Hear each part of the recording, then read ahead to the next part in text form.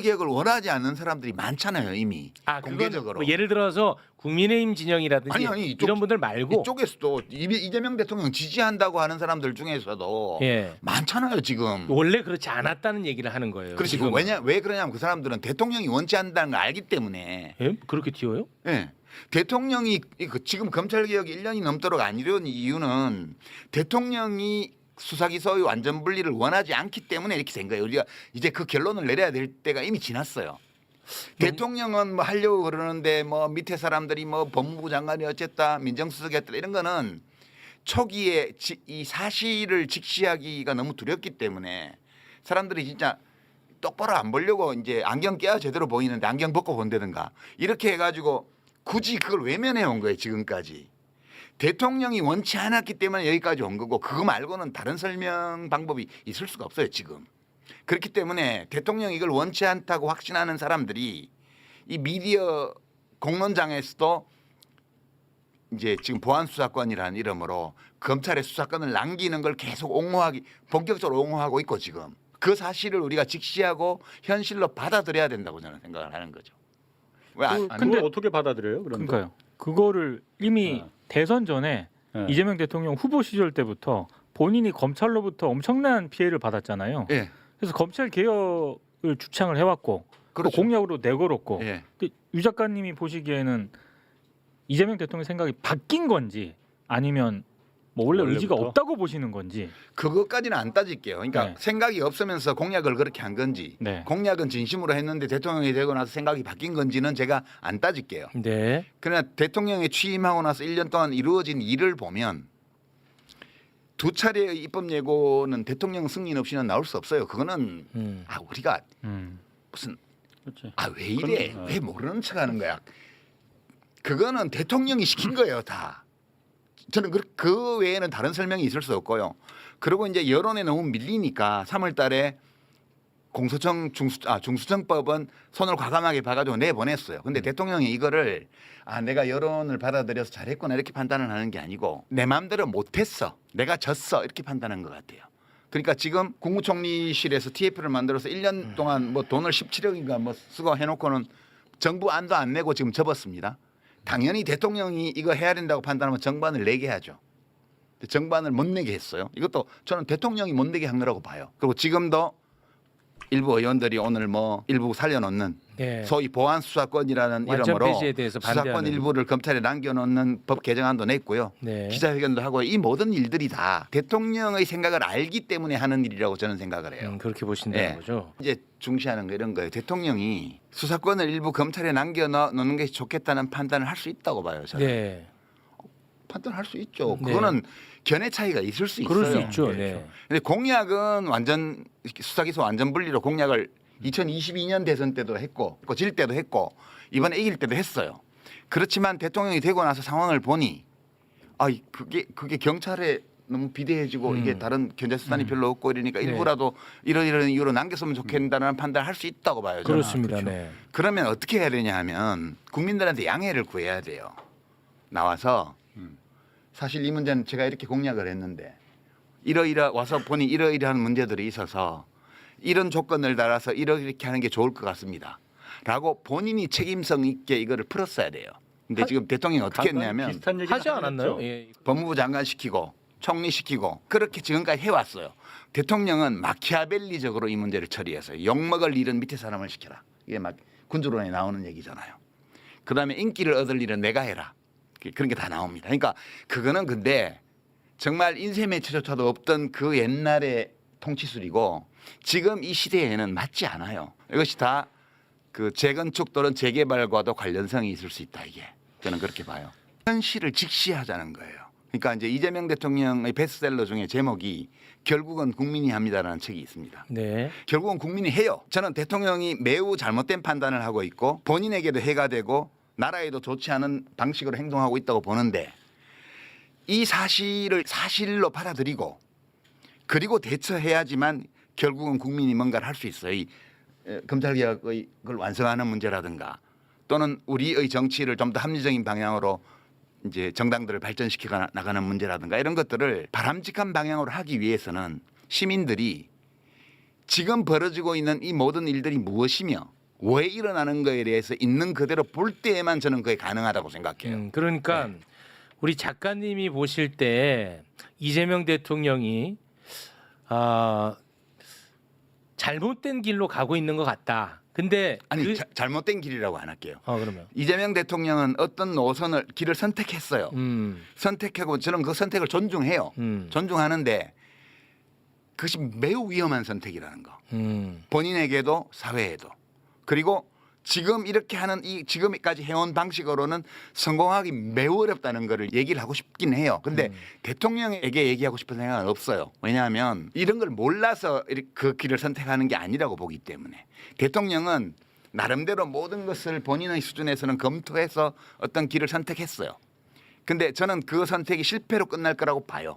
안 그래도 제가 그거를 여쭤보려고 제가 질문 던진 거예요. 뭐냐? 작가님이 생각할 때는 실패하는 길로 가고 있는 거예요. 예. 잘못된 길이라는 표현하고는 다르죠. 네, 그러니까 예. 이재명 대통령이 가는 길이 나 유시민이 봤을 때는 저거는 성공하지 못할 텐데 실패하는 길을 가고 있네.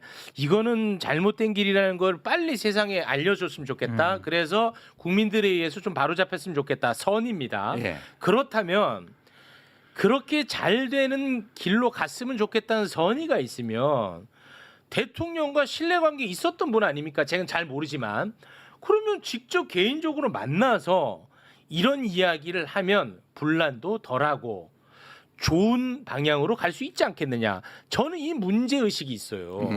예. 우리 황희두 씨처럼 젊은 분들도 이런 문제의식에 공감하세요? 나는 이거 강력한 문제 의식이야. 너는 무조건 나와 함께. 네, 함께 하겠습니다. 아니 어때? 그러니까 너무 이게- 타당한 말 아니야? 저는 그렇죠. 맞죠? 어떤 저는 말씀이신지. 유시민 작가님 정도 되면 그 방법을 고려해야 된다라고. 그렇지. 개인적으로 만나고 그러면 그게 비선이지. 그게 왜 비선입니까? 소통이죠. 공식적인 라인들이 아니죠. 있고 공식적인 채널이 있는데 어떻게 예를 들어서 지금 그래서 그 네. 무슨 유튜버들이 내가 대통령하고 소통한다 매일 소통하는 그게 다 그런 거 아닙니까? 그거는 아니죠. 근데 아니 자 보세요. 보수 농객들도 공개적으로 만납니다. 그게 왜 비선입니까? 예를 들어서 두 분이 만나서 뭔가를 서로 주고받고 하면 그거는 문제죠. 유시민 작가는 나의 개인적 이해관계로 만나는 게 아니잖아요. 그 만약 황희두 씨 보고 청와대에서 대통령 면담 좀 하자고 요청하면 만날 거예요? 당연히 예, 저는 그러면 아 그래요? 예. 그 저는 어떤 거냐면 사실 문재인 정부 때부터 그랬는데 어떤 이슈에 대해서 의견을 물어오면 예? 그러면 제 의견은 얘기를 해요. 네. 제가 먼저 이렇게 하시면 안 됩니다. 아니 되옵니다라 하지 않아요. 저도 제 인생을 사는 거잖아요. 그거는 맞죠. 저는 사실 글쓰기하고 가끔 하는 비평 이게 제가 세상과 관계 맺는 방식이고 네. 이 세상 안에서 제가 존재하면서 살아가는 방식이에요. 저도 저 나름의 규칙을 가지고 살아가고 있거든요. 네. 그러면 저는 사실 이게 사람들이 좀 착각하는 건데 제가 노무현 대통령 때는 제가 선거운동원이었잖아요. 네. 선거운동원이었기 때문에 거기에 따른 책임이 있어요. 음. 그래서 그 입장에서 늘 말하고 행동했어요. 문재인 대통령 때는 제가 그 다스베이더스 그 얘기 했잖아요.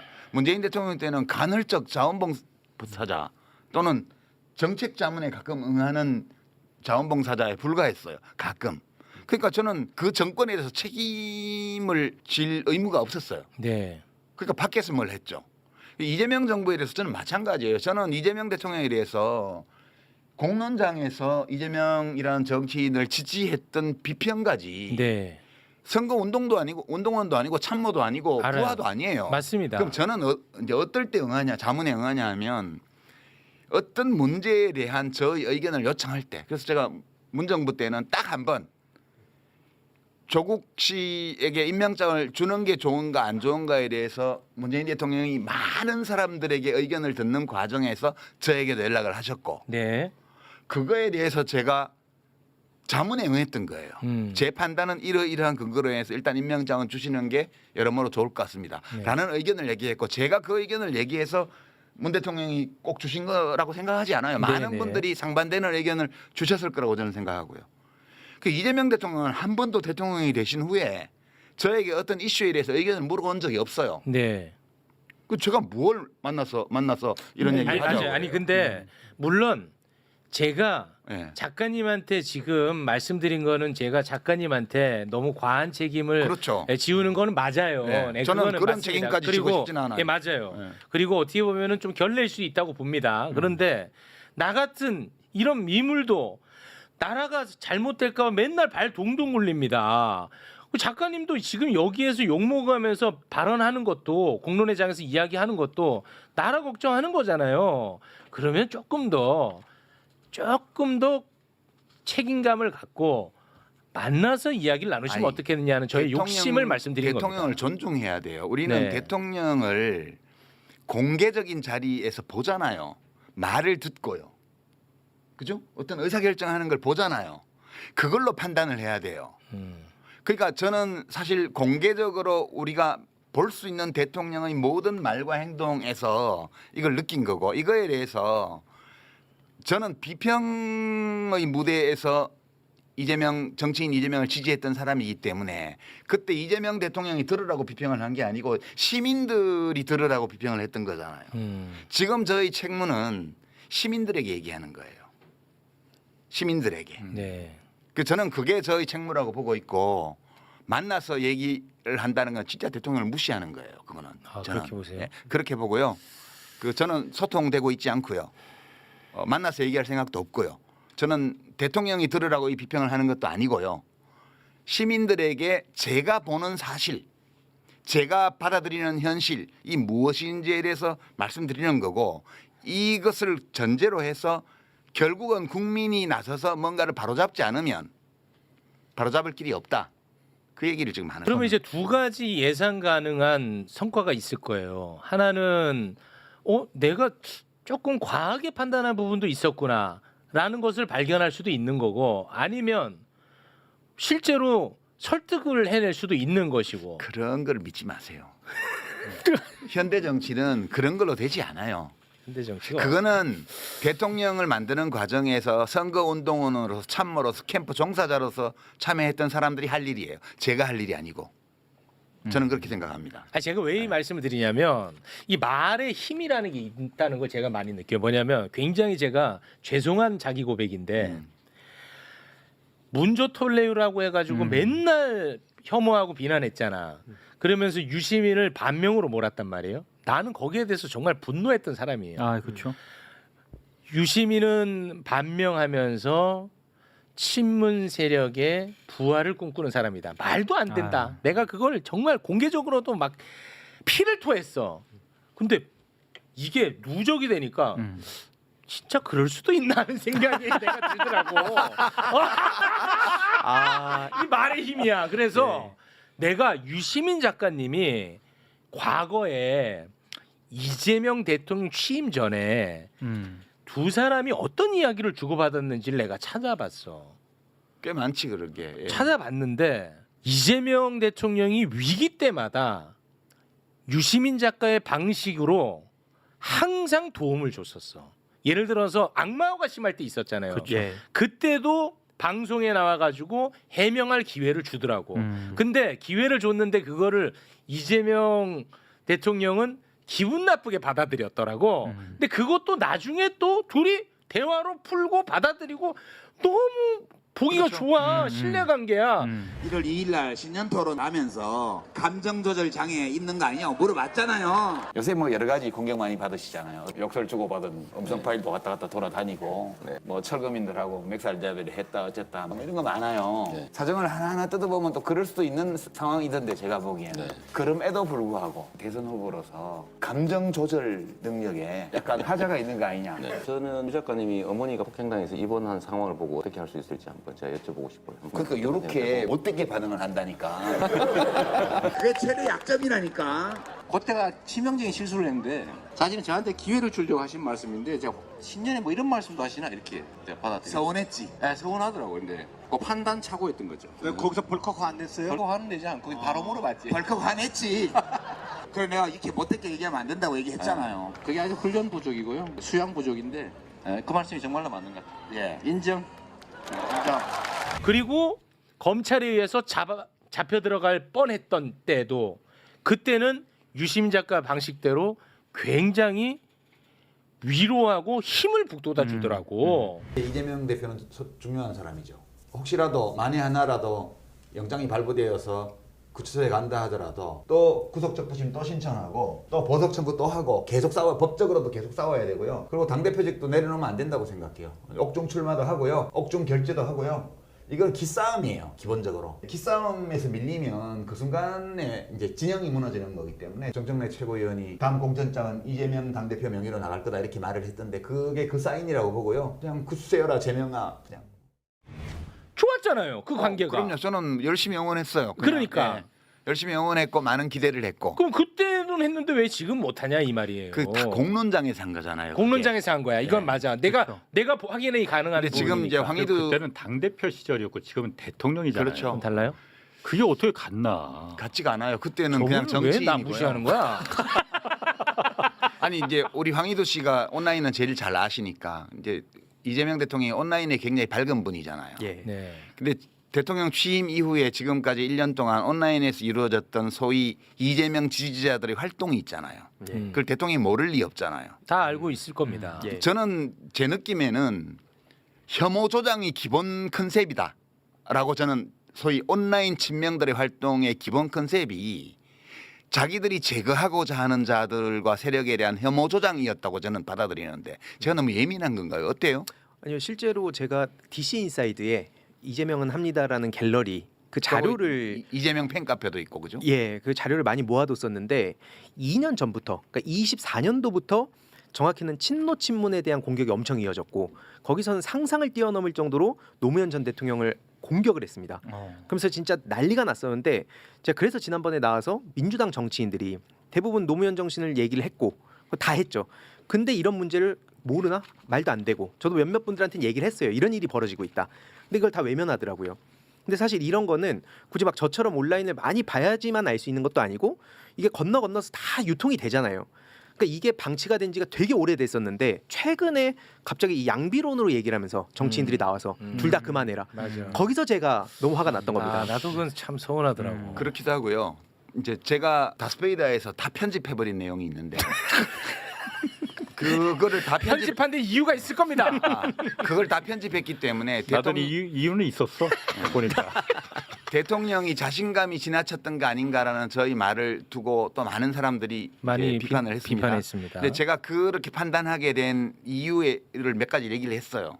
근데 이제 이 점이 가장 심각한 건데 사실은 이재명 대통령의 많은 행위들 중에서 말도 있지만 행위들 중에서 어떤 게 있냐 하면 이것도 다 이제 재건축 재개발 이런 거와 관련돼 있을 거라고 저는 생각하는데 모든 중요한 의사결정권자의 위치에 자기가 원하는 사람을 넣으려고 그래요. 그래서 이제 무슨 일이 벌어졌냐면 가만히 보면 서울시장 민주당 후보 경선을 불공정하게 만들었어요. 대통령이 SNS에 정원호 씨를 띄워가지고 그 불공정 경선이에요. 대통령이 밀었잖아요. 좀 이럴 때 좀 옆에서 좀 순화 좀 시키세요. 아 나도 그러니까 유 작가의 그 의견을 다 동의하진 않아요. 그러니까. 아니 근데 그거는 대통령이 하면 안 되는 거예요. 원래 그렇게 하면 안 돼요. 그렇게 하면 안 되고 그다음에 경기도지사 경선에서도 명픽이라고 자칭하면서 뛰어다녔는데 어떤 후보가 그거에 대해서 청와대에서 아무 조치도 안 했습니다. 그러니까 우리가 그 조치하면 또 개입한다고 하실 거예요. 아니지 명픽을 팔지 못하게 해야지 청와대 민정실에서 그건 안 되는 거예요. 이제 그런 거는 적극적으로 이제 청와대에서 나선 건 아니죠.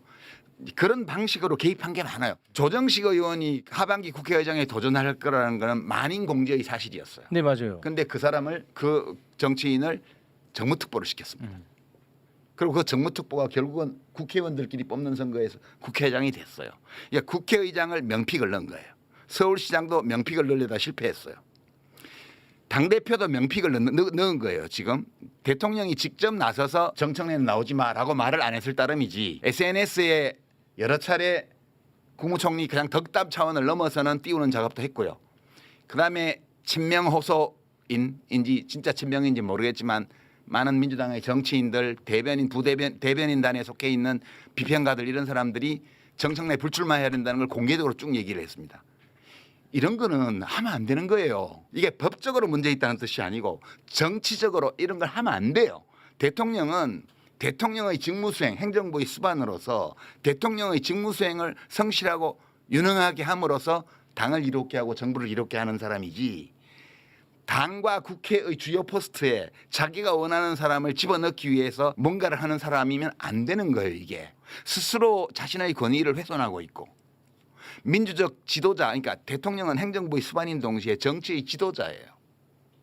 지도자가 이렇게 하면 안 되는 건데, 대통령이 무엇 때문에 이 욕심들을 자리 주요 포스트에 자기가 원하는 사람을 집어넣으려고 이렇게 집요하게 노력을 하는 걸까라고 생각해 보면, 이것도 재건축인지 재개발인지는 모르겠지만 그런 구상과 관계가 있을 수는 있다. 그런데 그게 뭔지를 아무도 몰라. 어떤 정계 개편을 머릿속에 두고 있는 것 같은데 그것에 대해서 사람들에게 구상을 설명을 하고 새로운 집과 동네의 조감도를 보여주고 동의를 받아서 이걸 추진하는 게 아니고 뭔가 대통령의 권력의 힘으로 이걸 하고 있다는 거예요. 그래서 저는 이게 너무너무 불안하고요. 이것이 옳다 그르다를 떠나서 필연적인 실패의 길로 가고 있다. 지금 여당 대표를 사실상 명픽으로 해서 성공시켰다고 가정을 해봐요. 이제 그 다음에 무슨 일이 벌어질지는 사실 보이거든요. 근데 대통령은 이걸 모르나? 또는 대통령의 참모들은 이걸 모르나? 이런 것이 안타까운 거죠. 그러니까 저는 사실 대통령이 한참 전부터 너무너무 걱정됐어요. 진짜. 지금도 걱정하고 있고 이제는 마음이 편해졌어요. 이제는 받아들여요. 이렇게 가는구나. 돌아올 수 없구나. 이제 돌아오기 어렵겠구나. 그리고 이 현실을 받아들여야지. 그리고 이것을 현실로 받아들인 조건에서 제가 보는 이 모든 것들에 대해서 비평하는 사람으로서 시민들에게 말씀드리고, 그리고 이 조건에서 우리는 각자가 뭘 어디서 어떻게 저는 당원도 아니니까 뭐라고 할 방법도 없는데, 민주당 당원들, 지지자들 또는 이재명 대통령을 그동안에 성원해왔던 시민들은 각자의 입장에서 어떻게 해야 될 것인가를 이제 고민해보자. 네. 더 이상 현실을 외면하지 말고 설마 하지 말고 이것을 현실로 인정하고 그 바탕 위에서 각자의 몫을 생각해봐야 될 때다. 이 얘기를 지금 하는 거예요, 그냥. 그러니까 어떤 한 현상을 보고 그 현상을 바탕으로 이제 판단을 하신 건데 거기에는 이제 과대 해석할 수 있는 그리고 오류의 여지는 있는 거니까. 그렇죠. 오류의 여지는 항상 있죠. 그거는 제가 있는 보는 거니까. 관점은 이렇다는 거예요. 각자가 좀 알아서 좀 판단하시면 좋을 것 같습니다. 그 지점에서 하나 말씀드리고 싶은 게, 아까 이제 뭐 연락 오면 만나겠냐, 이게 제가 뭐 단순히 뭐 시계 인증하고 이러고 싶어서 만난다는 건 아니고 저는 사실 해결하고 싶은 일이 명확하게 있거든요. 지금 당정청이 나서서 시급하게 해야 될 일이 있다고 봐서 내부적으로 지난 7년 동안 설득을 했는데, 그럼에도 불구하고 이게 잘 안 돼서 지금 저도 이제 바깥으로 방향을 바꾼 거거든요. 네. 그 차원에서 지금 시민들께 그 문제, 뭐 디지털 민주주의 문제를 어떻게 해야 될 것인가, 그 의견을 좀 전하고 싶다는 맥락이었습니다. 네. 사이버 내란에 관한 거. 예, 맞습니다. 그러니까 그런 부분 물론 좋은데 저는 그게 모르겠어요. 대통령이 진짜로 그냥 뭐 그런 유튜버들 이렇게 연락하고 그러는지 그거는 제가 모르겠지만 본인들이 그렇게 자랑하고 다니는 사람들이 많이 있으니까 그건 다 공적인 채널이라는 게 당연히 있는 거예요. 대통령은 어쨌든 최고 권력자입니다. 그렇죠. 가장 큰 권력을 갖고 있는 사람이에요. 그 사람과 대통령과 개인적인 소통을 직접 이렇게 뚫리면은 그 사람들이 가만히 있겠습니까? 그건 소문이 말이 안 날 리가 없는 거잖아요. 대통령을 위해서도 그건 굉장히 좋지 않은 거거든요. 그런 방식은. 그래서 우리가 비선이라고 하고 그런 걸 하면 안 된다고 하는 이유가 바로 그런 거잖아요. 그것도 권력이잖아요. 그러니까 대통령의 비공식적인 라인은 이런 게 있을 수 있어요. 제가 이제 절대적인 건 아니지만 노무현 대통령 때를 생각해 보면 아무런 공식 직함도 없고 직책도 없는 사람들인데 한 두어 그룹 정도가 있었어요. 대통령이 뭔가 실패할 가능성이 높은 어떤 거를 하려고 그런다. 뭐 대연정 이런 거 나왔을 때 이러면 부속실에 연락을 했어요. 누가요? 밖에 있는 사람들이 부속실장한테 연락을 해서 이거 안 된다. 누구가 저녁 시간에 좀 뵀으면 하는데 그 좀 말씀드려 보라 이러면 이제 부속실장이 대통령께 보고 드려가지고 빈날로 해서 저녁에 오라고 하면 만찬. 저도 두어 번 그런 데 갔습니다. 가면 일종의 레드 팀이에요. 그냥 아무런 공식 직함도 없고 그런 사람들인데 옛날 정치하던 시절부터 알던 분들이 깊게 신뢰하는. 네. 거기 가면 이제 쓴소리를 넘쳐가죠. 저도 몇 번 가면 그런 거 하지 마세요. 저런 거 하지 마세요. 이것만 해요. 노무현 대통령이 그 퇴임할 때 그 얘기 하시더만요. 네. 그러니까 유심히 재봤나 보면요, 제가 하는 것이 다 마음에 안 들어서 때때로 쓴소리들 많이 해요. 물론 저도 그렇지 않겠습니까? 그러나 우리 오늘 제가 꼭 그렇게 고마움을 표시하고 싶었던 것은 가장 어려울 때 저를 지켜줬습니다. 여러분이 그랬듯이 어려울 때 친구가 친구고 어려울 때 견디는 정치인이어야 진짜 정치인입니다. 유시민 너무 잔소리 심했다고. 그러니까 나중에는 어떻게 되냐면 말 안 하고 몰래 하시는 거야. 아. 상의 안 하고 상의하면 다 안 된다고 그러니까 이제 그랬던 분이고 문재인 대통령 때도 문재인 대통령 경우에는 진짜 판단하기 어려운 문제가 있으면 그렇게 전화를 아무런 이해관계 없이 순수하게 의견을 전해줄 수 있는 사람들에게 대통령실에서 연락을 해갖고 의견을 경청을 하셨어요. 그런 건 저는 다 좋다고 봐요. 그런데 저는 좀 알거든요. 그렇게 권력의 중심에 가까이 갑자기 간 사람들이 어떤 표정, 어떤 눈빛, 어떤 말투, 어떤 행동 양식을 하는지를. 그게요, 권력이라는 게 도파민 폭풍을 몰고 오거든요. 그러니까 큰 권력, 대통령 권력과 가까이에서 이렇게 여러 번 겪어본 사람들은 대통령을 만난거나 대통령에게 전화를 받는다고 해가지고 도파민 폭풍이 일어나지 않아요. 네. 귀찮아, 왜 또 전화하지? 이렇게 얘기를 하지. 근데 그렇지 않은 사람들의 경우에는 대통령은 아니라 비서실장 전화만 받아도 벌써 도파민 폭풍이 터져요. 그래서 그런 사람들의 특유의 표정과 말투와 이런 게 있습니다. 네. 저는 보면 보이거든요. 근데 그런 사람들이 뭐 누구를 지칭하는지 모르겠지만 방송에 나와가지고 유시민이 임명장을 못 받아가지고 지금 저렇게 삐뚤어졌다고 논평을 해요. 처참하지 그런 거는. 네, 뭐 그런 아이고, 분들 얘기할 필요는 우리가 없고. 이제 촉법 비평가에 대해서는 아니 그런 단어 좀 쓰지 마요 얘기할 좀. 필요가 없죠. 아유 네. 저 작가님. 아니 작가님 노무현 대통령 말씀하셨으니까 내 요거 하나만 좀 여쭤볼게요. 지금 이재명 대통령이 취임한 지 이제 1년 좀 지났습니다.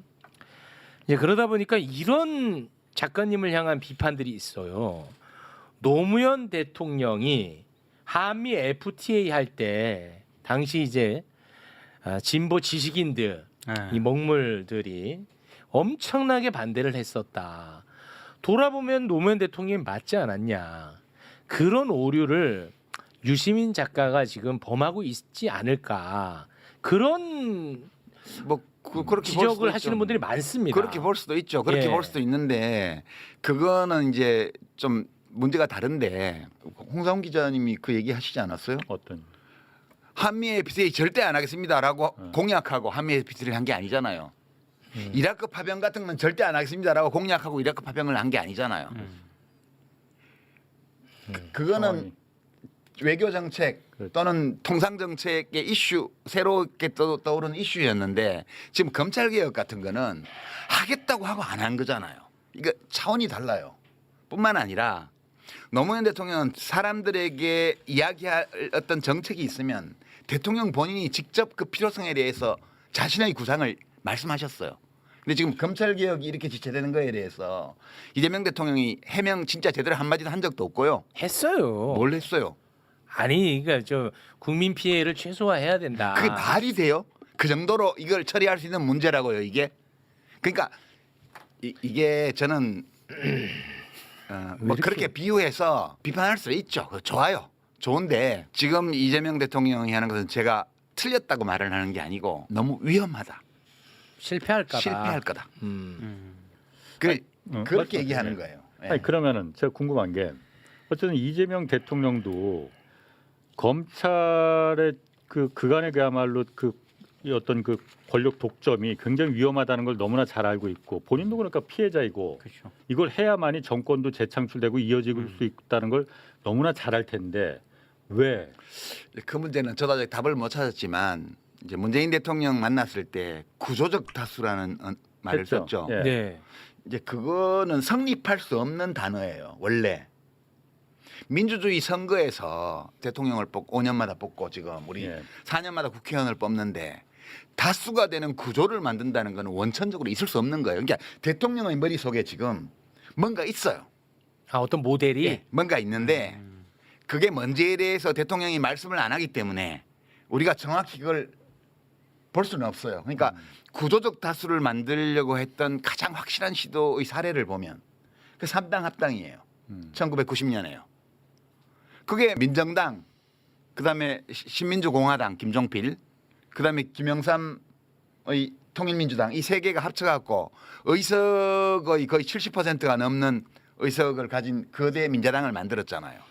그 지역구도로 보면 TK, PK, 충청도를 합쳐가지고 구조적 다수를 만들었어요. 네.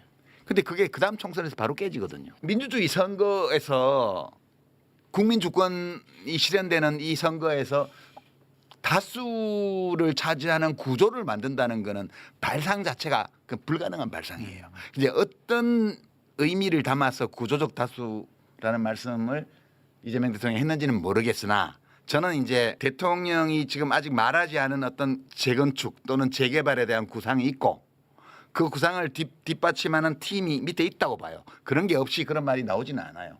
근데 그 팀의 기획 수준이 되게 형편없어요. 너무 수준이 낮아요. 그래서 리스크는 엄청 높고 실패 가능성이 농후한 길로 지금 대통령이 가고 있는 거라고 저는 생각을 하고 이렇게 보지 않으면 대통령의 말과 행동을 일관되게 설명하는 게 불가능해요, 지금. 그래서 제가 이렇게 추론하는 거고 그게 뭔지에 대해서는 조금 더 대통령의 이 생각을 알 수 있는 말과 행동들이 나오고 나면 추론해낼 수도 있을 거라고 저는 봐요.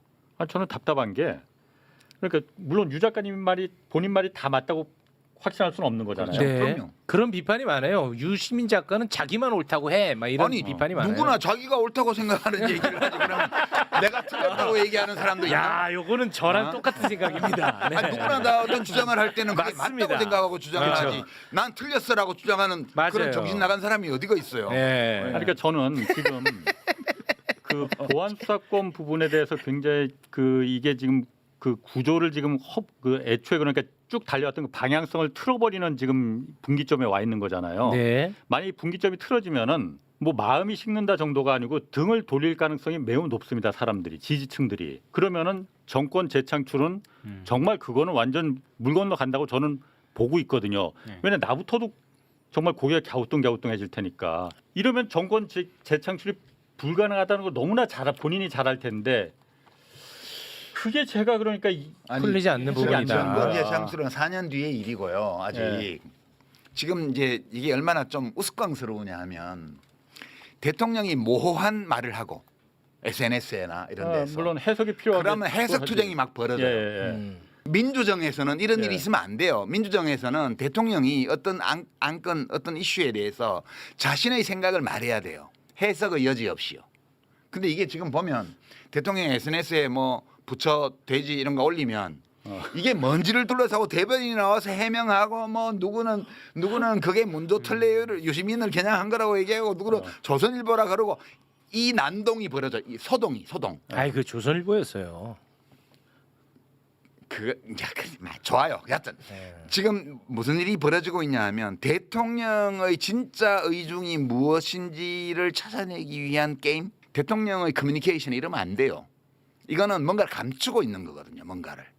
대통령이 지속적으로 자기를 친명을 자처하는 사람들이 그렇지 않은 사람들을 공격하는 수단으로 이용하는 그런 모호한 말을 계속 주기적으로 내왔습니다. 지금까지. 이런 거는 민주정에서는 이러면 안 되는 거예요.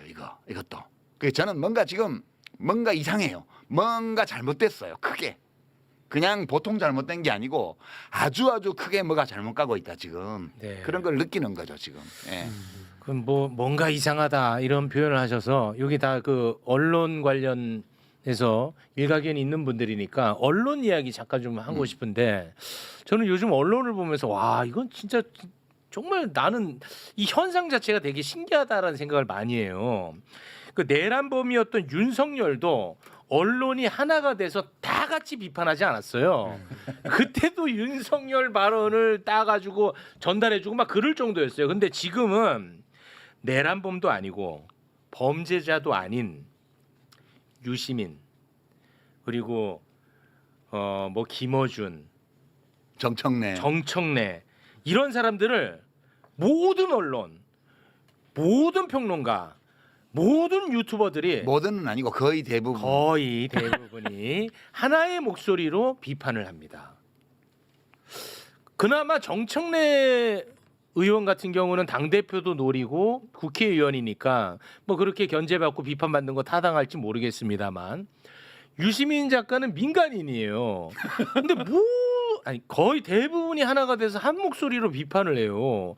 난 이거는 참 너무 이상하다. 근데 이상한 거 플러스 무섭다까지 가는 건 뭐냐? 자신들이 비판하는 유시민을 같이 혐오하지 않는 최욱도 비판을 해요. 그러니까 우리 편이 아니면 다 적.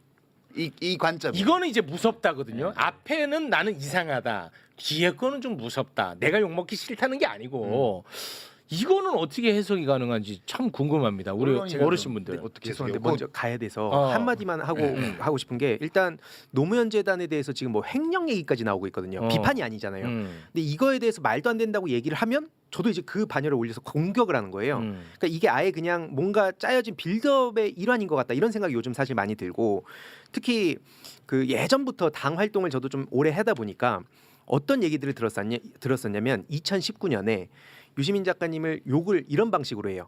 진영 논리. 그러니까 왜 이렇게 정부를 옹호하면서 사회의 어른이면 좀 쓴소리도 해야지 그렇게 욕을 했던 사람들이요. 지금 방송에 나와서는 왜 정부에 쓴소리 하냐고 같은 사람입니다. 그러니까 제가 그걸 봐온 입장에선 기가 막히는 거예요. 그럼 그 이유가 뭘까? 사실 요즘 보면은 그 뭐 다른 여러 가지 이유도 있지만 유튜브 조회수 그러니까 막 맨날 퇴물됐다고 욕하면서 조회수 엄청 빨아먹잖아요. 아 유시민 퇴물됐다고 하면서. 퇴물됐다고 하면서 거론을 왜 하냐? 나 욕하면 조회수 올라가요? 지금 뭐 조회수 엄청 올라가죠. 아, 진짜요? 네, 그래서 네. 저도 좀 해볼까 합니다. 마지막으로 그 말씀 드리고 저는 일어나야 될 것 같은데 네. 진짜 퇴물이 된 이준석 얘기 한때 죄다 했었잖아요. 맞아요. 지금 안 하잖아요. 안 하지. 진짜 퇴물됐으니까. 맞아. 조회수가 안 나와요? 안 나옵니다. 그래서 저도 안 아 씹어요. 그래서 내가 욕을 먹는 거예요? 예. 그러니까 이걸로 상처받을 이유는 없네. 이건 댓글에서 벌어진 일이라면 무슨 뭐 작전 세력이 있겠거니 할 수도 있는데 댓글에서 벌어지는 일이 아니라 심지어 매불쇼 출신들이에요. 전부 다.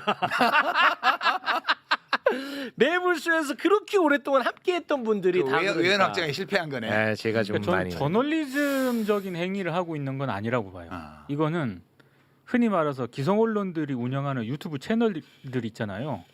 거기가 더 하거든요. 더 하죠. 굉장히 심해요. 노골적이에요. 근데 거기가 더한 이유는 간단합니다. 제가 봤을 때 그냥 후발주자니까 이제 뭔가 조회수를 높이고 조회수 별로 안 구독자 수를- 나오던데 나 욕해도? 근데 많이 나옵니다. 아 그래요? 그들이 그러니까 조회수. 제가 한 번은 그건 아닌 것 이거는 같은데. 정말 문제가 심각하다라고 느낀 게 사실 이재명 대통령이 해외 나가서 여러 가지 외교 성과를 거둔 그런 시기도 있었고 그러니까 정말로 이 저널리즘적인 차원에서 다뤄야 될 사안들이 그런 거 너무나도 안 다뤄. 많은 시기였는데 그 유튜브 썸네일을 제가 한번 이렇게 한번 본 적이 있었거든요. 제 이 화면에서 컴퓨터 유시민, 화면에서 정청래, 조국, 최욱. 여기 한 화면에 한 8알이 유시민 작가님 썸네일이었어요. 네. 그래요? 무섭더라고요. 나 돈 받아야 되는 거 아니야 거기?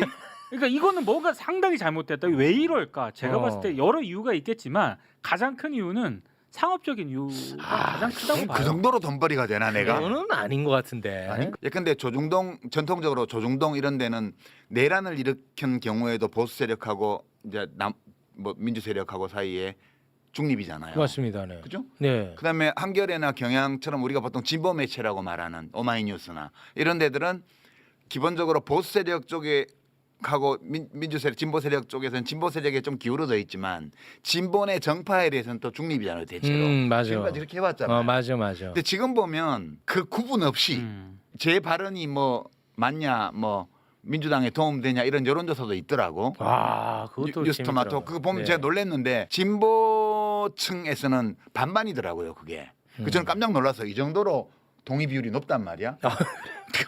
뭐 놀라운 일이잖아요. 그 내용도 잘 안 알려져 있는 일개 비평가의 말을 가지고 여론조사를 했는데 반반 나왔다는 거는 지금 문제가 심각한 거예요. 그게 지금 정부가 그렇게 돼 있는데 민주당 지금 전당대회도 보면 유력 후보가 팽팽하잖아요. 지금 여론조사를 보면 큰 차이 없어요.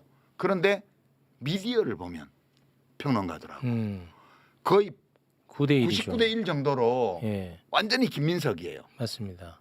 그러면 이 격차를 어떻게 설명하지? 지금까지 재래 언론 기자이나 혹은 유튜브 저널리스트들이 취해왔던 그런 각 진영 내에서의 중립성 최소한 또는 뭐 진보 보수의 중립성 이거 다 깨지고 민주당 안에 정파 사이에서도 중립을 안 지키는 네. 이 현상을 어떻게 봐야 되지? 그래서 제가 그걸 고민하다가 용역이라는 단어를 생각한 거거든요. 너무너무 이상한 거고요. 99대 1까지는 아닌 것 같아요. 95대 5는 되는 것 같아요. 제가 이렇게 온라인에 이렇게 살펴보면 100개 중에 한 5개는 있어 그래도 공정하게 하는 데들. 그러니까 제도권 언론은 거의 대부분 그러니까 이쪽하고는 반대야. 그렇지. 예, 우리가 잘못됐을 수도 있어요. 그러니까. 맞아요. 그래서 저는 제가 좀 자기 검열이 좀 심한 편이거든요. 그래서 나와는 방향성이 다른 데가 절대 다수예요. 네. 그래서 나만 틀렸을 가능성은 전 열어두고 그들이 이야기하는 것을 되게 꼼꼼히 봐요. 저도 많이 봐요. 근데 특히 또 나와 관련된 거는 또 보는데 야 이건 참 동의가 안 돼. 그리고 뭐 귀담아 들을 내용이 없어. 그래서 내가 고통스러워. 일주일에 수십 군데 가서 말하는 분들이 뭐 들을 얘기 있는 걸 뭘 하겠어요. 이러니까 욕을 좀 드시는데 틀면 그 사람들이 한 10대 명이 똑같아 뺑뺑뺑뺑 돌아. 그것도 맞죠. 네. 재래 언론 유튜브부터 네, 시작. 맞아요. 네. 비평 프로그램부터 유튜브 그 저널리즘까지 말씀 맞아요. 네. 한 20명 정도가 거의 90% 이상 차지하면서 햇말도 하고 햇말도 하고 또는 뭐 어제 한 말과 다른 말을 오늘 하고 이렇게 지금 돌아가고 있는 거 아니에요? 저는 이렇게 보면서 되게 무서운 분들도 있더라고. 그 비평가들 중에는. 그러니까 이제 신약에 보면 그런 얘기 나오잖아요. 예수께서 말씀하시기를 죄 없는 자 먼저 저 여인을 돌로 쳐라라고 말하니 아무도 돌을 던지지 않아도 나오잖아요. 근데 돌로 쳐라 제일 먼저 던지는 사람 그리고 끝까지 던지는 사람 이런 평론가들 무서워요. 저는 그런 분들 이렇게 틀다가 툭 나오면 막 얼른 돌려요. 너무 무서워가지고 용서가 없어. 용서가 용서가 없어. 정말 죄 없는 자 먼저 저 여인을 돌로 쳐라 이러면 제일 먼저 던지고 제일 마지막까지 던지는 사람들 그런 사람들도 몇 명 있고요. 네. 그럼 자기가 무슨 말을 하는지도 모르고 하는 사람도 많아요. 그리고 진짜 깍두기 한 접시로 한정식 차리는 사람들도 있고요. 맞아. 그냥 말 옮기는 걸로 비평하는 사람도 있고요. 네. 그 참 아, 저도 봐요. 들을 말이 있나 다 싶어가지고. 근데 보시는군요. 견디기 힘들더라고 보면서. 아니 저에 관한 것만이 아니고 네네네. 그냥 비평. 예, 저도 마찬가지입니다. 예. 네. 그거 좀 어쩔 수 없지 뭐. 네. 세상이 이런 걸. 근데 이제 오늘 방송이 나가면은 이런 비판이 또 많이 쏟아질 것 같아요. 반명선언. 반명선언 이제 유시민 너가 ABC 벤다이어그램 그려가지고 그렇게 떠들었지. 근데 웬걸 네가 제일 먼저 돌 던지네. 이 비판이 굉장히 많을 것 같습니다. 돌 던지는 게 아니고 대통령의 선택을 받아들여요. 저는. 대통령이 그런 길로 가려고 한다는 걸 받아들여요. 그거에 대해서 도덕적으로 잘못됐다든가 뭐 정치적으로 틀렸다든가 이렇게 그건 얘기하지 아니라는 않아요. 겁니다. 다만 실패할 거다. 그리고 너무 위험하다. 음. 본인에게만 해로운 것이 아니고 그 이재명 대통령을 당선시켰던 진영과 그 많은 시민들을 굉장히 가슴 아프게 만들 거다. 그 얘기를 하는 거지. 돌 던지면 망해라고 던지는 거잖아요. 그거랑은 전혀 그러니까 뭐 다르다는 노무현 거죠. 대통령 네. 퇴임 후에 검찰 수사 받을 때 죽어서 뭐 속죄해라 이렇게 하는 게 돌 던지는 거죠. 그럼 저는 제가 원하는 거 이런 거예요. 제가 보는 현실을 시민들에게 말씀드리고 많은 시민들이 현실을 있는 그대로 보고 여론을 새로 만들어내고 대통령이 그 여론을 보면서 자신의 노선을 수정하는 거. 그 여론이 만들어집니까 그러면은? 노력해봐야죠. 뭐 안 되면 할 수 없죠. 네. 지금은 무슨 누구를 상대로 싸워서 이기려고 뭘 이루려고 이 말을 하는 게 아니에요. 그냥 내가 이런 생각을 하고 있고 내가 이런 위기의식을 갖고 있는데 많은 사람들이 나와 같은 생각을 한다면 변화가 일어날 수 있을 거야. 일어날지도 몰라.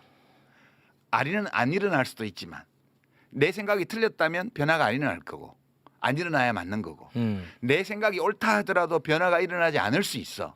그래도 내가 이렇게 생각하면서 대통령이 저 길을 저렇게 가는 것을 그냥 방관했을 때 내가 느끼게 될 어떤 가책 이런 것들이 싫기 때문에 네네네. 그냥 말을 하는 거예요. 이기려고 하는 거 아니에요. 네네. 현직 대통령 임기 1년밖에 안 된 분을 상대로 이렇게 비판해가지고 제가 무슨 싸움을 이기겠어요. 네. 그냥 저를 표현하는 거라고요. 저의 생각을. 왜냐하면 표현하지 않으면 나중에 후회할 거기 때문에. 예. 그러니까 막 이기고 싶은 생각 없어요. 그냥 얘기를 하는 거죠. 네. 예. 그러면은 이 방송 이후에 제가 바랄 수 있는 가장 좋은 그림은 이제 둘 중에 하나가 될 것 같습니다. 우리 작가님이 봤을 때 그 실패 길로 간다고 보셨으니까 그 길이 좀 바로 잡히거나 아니면 유시민 작가 보란 듯이 실패가 아닌 성공으로 마무리가 되거나. 그러면 더 좋죠. 네. 제가 틀렸고 음. 대통령이 만인의 지지를 받으면서 성공했다 그 길이 그게 뭐 재개발이 되었든 재건축이 네. 되었든 뭐든 성공했다 그럼 저는 아쉬움이 없어요. 잘 됐다. 저는 사실은 대통령의 이재명 대통령의 어떤 정치적 선택과 무관하게 그의 인생은 언제나 응원하는 입장이거든요. 네. 예, 그의 인생 지금 60년이 좀 넘는 그의 인생을 이렇게 볼 때 늘 응원하고 싶은 마음이 생겨요. 예전에 비평을 통해서 지지할 때도 늘 그런 마음이었거든요. 지금도 마찬가지예요. 그 인간 이재명의 삶에 대해서는 늘 응원하는 마음이 있고 잘 되기를 바라요. 제 생각이 틀려서 저는 완전 쫄딱 망하고 욕만 먹고 끝나고 책도 안 팔리고 욕만 뒤지게 얻어먹고 그리고 대통령은 보란 듯이 성공해서 대한민국 정치를 다 갈아엎어가지고 정말 그게 뭔지는 모르겠지만 구조적 다수를 만들어서 뭐 정권 재창출에도 성공하고 그러면 좋겠어요. 네. 제 생각이 틀렸으면 좋겠다고요. 네. 대통령의 구상과 대통령의 생각이 옳고 옳을 뿐만 아니라 대중의 이해를 받고 그렇게 해서 현실에서 성공하면 좋겠어요. 네. 나는 망해도 괜찮아요. 예, 그런 마음으로 얘기하는 거지. 내가 옳기 때문에 내가 이겨야 돼. 이런 생각하면서 이겨서 뭐 할 거예요? 뭐 할 건데 내가. 네, 그건 뭐 네. 하나만 하면 말씀이죠. 하나만 하면 아니 뭐 말이죠. 이겨서 뭐해? 뭐 이기지도 못하고 뭘 어떻게 이겨? 그렇지. 네. 뭐 이기려고 하는 싸움을 거는 게 아니잖아요. 이기려고 네. 싸움을 거는 게 아니고 대통령의 실언이 결국 국민이 합니다였으니까. 네. 지금은 결국 내가 합니다처럼 보이는데 다시 대통령이 결국 국민이 합니다로 돌아와 주기를 바라는 마음은 있죠. 제가 옳다면. 알겠습니다. 아, 우리 출판사 분들이 오늘 책 가지고 왔는데 책 얘기는 막 선나 껍데기 경상도 말로 했는데 뭐 사실상 오늘 책은 유시민 작가 스스로 불매 운동을 했다. 이렇게 정리가 될 것 같습니다. 유럽 도시기행 3. 그래 너무 많이 팔리면 또 B라고 욕 먹으니까 적당히 팔아주세요. 자기 장사한다고 예, 또 예. 난리 날 테니까요. 안 팔리는 것도 나쁘지 않은 메시지가 될 것 같습니다. 우리 기자님 오늘 어떠셨어요? 어질어질해요. 어지러지래요? 말하고자 하는 취지는 이해가 됐죠, 최욱 씨는. 그렇습니다. 그러면서. 그래도 제가 좀 우려했던 것은 이재명 대통령 또는 이재명 정부에 완전히 뭐 빈정이 상해가지고 감정을 막 배출하고 가시면 어떡하나. 물론 뭐 그럴 만한 분은 아니지만. 그럴 이유가 뭐 네, 있어요. 그러니까. 네. 저는 하여튼 인간 이재명의 인생을 언제나 응원해요. 응원합니다. 그가 내가 생각하기에 실패하는 길로 위험한 길로 또는 때로는 잘못된 길로 간다고 제가 판단을 하는 경우에도 그 인생을 응원하는 저희 마음은 변함이 없다. 안 변할 것 같아요. 네. 그거는 그렇잖아요. 알겠습니다. 누군가는 계속 이런 얘기를 계속 해주는 게 우리 사회에 필요한 그 다양성의 하나 아닌가. 네. 결국 다양성이 한국 사회를 강건하게 만드는 거기 때문에 그 역할을 욕 먹더라도 그리고 좀 돌 맞더라도 좀 계속 해주셔야 될 것 같다 이렇게. 우리 생각합니다. 기자님이야말로 그 거의 용역을 맡기시네. 제가 믿는 거는 이런 거예요. 어떤 비평의 관점이나 논리가 옳으냐 옳지 않느냐 타당하냐 아니냐 이런 것들은 그 여론조사나 다수결로 결정되지 않는다. 그렇게 저는 생각해요. 그러니까 단 한 사람 다른 의견을 얘기한다고 해서 그 입을 틀어막는 거는 그 한 사람이 의견이 다르다는 이유로 다른 모든 사람의 입을 틀어막는 것과 마찬가지로 안 좋은 일이거든요. 이게 존 스미트의 자유론에 나오는 말인데 제가 진짜 좋아하는 말이에요. 사람이 늘 옳은 걸로 입증되는 말만 하고 살라 그러면 다 입 닥치고 살아야 돼요. 우리가 서로 대화하는 거는 누구도 절대적으로 옳은 진리를 알 수 없기 때문에 언제나 오류를 포함하고 있다는 것 또는 전적으로 오류라는 것 또는 약간의 오류라도 있을 수밖에 없다는 것을 전제로 하고 서로 얘기하는 거잖아요. 네. 그런 걸 할 수 있는 사회라야 자유사회죠. 네. 예, 그러니까 저는 그런 믿음이 있기 때문에 뭐 개의치 않습니다. 뭐 또 이거 방송 나오고 나서 한 열흘 동안 또 모든 미디어에서 유시민의 망언 이래가지고 시리즈를 하더라도 네. 예, 그것이 나의 견해의 오류를 증명하는 것은 또한 아니다. 네. 이렇게 생각하고 가는 거죠. 알겠습니다. 예. 근데 저는 솔직히 요즘 신이 안 납니다. 아, 그 굉장히 무서운 말이다.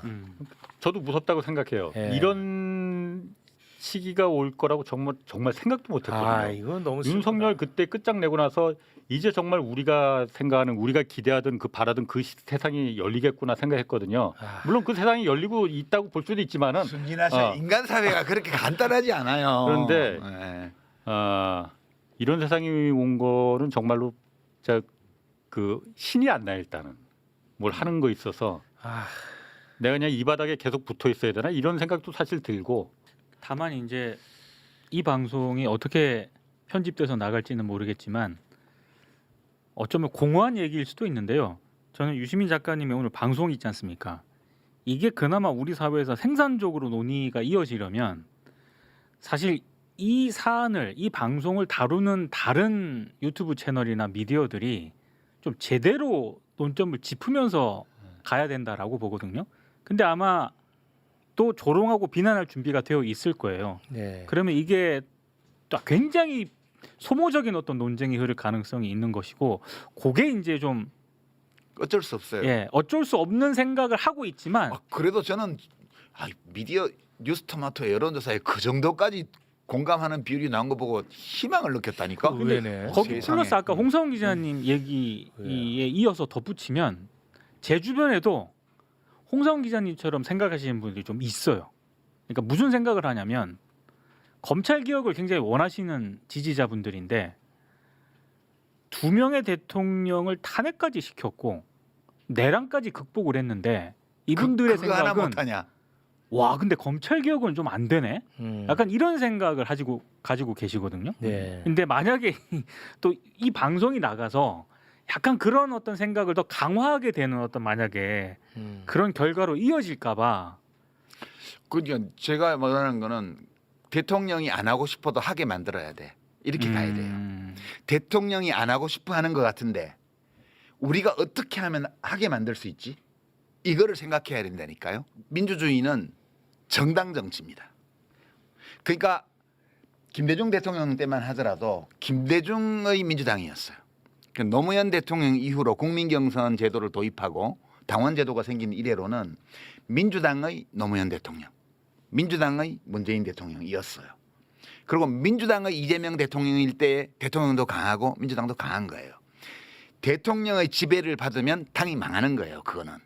대통령의 지배를 받으면 안 돼요. 민주당이 권력을 가진 대통령의 지배를 받아들이는 순간 그 당은 해체가 시작되는 거예요.